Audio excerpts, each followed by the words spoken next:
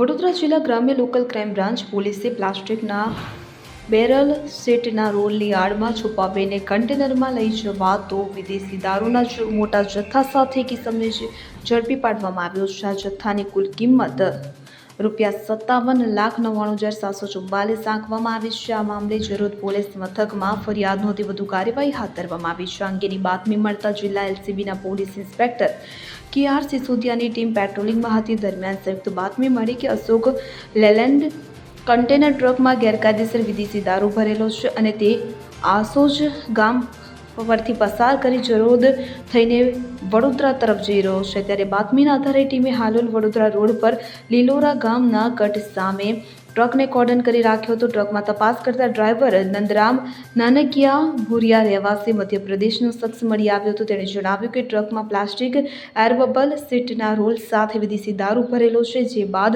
પાછળના દરવાજા ખોલી તપાસ કરતા પ્લાસ્ટિકના રોલ હટાવતા વિદેશી દારૂનો જથ્થો મળી આવ્યો હતો. જેમાં ભારતીય બનાવટની વિદેશી દારૂની 502 પેટી, પ્લાસ્ટિક એર બબલ 50 રોલ અને મોબાઈલ અને ટ્રક મળીને કુલ ₹68,44,744નો મુદ્દામાલ સાથે કિસમને ઝડપી કાર્યવાહી હાથ ધરી હતી. ઇકબાલ લુહાર સાથે CN24 ન્યૂઝ સાવલી. હવે જુઓ દેશ દુનિયાની તમામ ખબરો તમારી આંગળીના ટેરવે. ઉઠાવો મોબાઈલ અને Google Play Store પરથી ડાઉનલોડ કરો અમારી CN24 ન્યૂઝ મોબાઈલ એપ.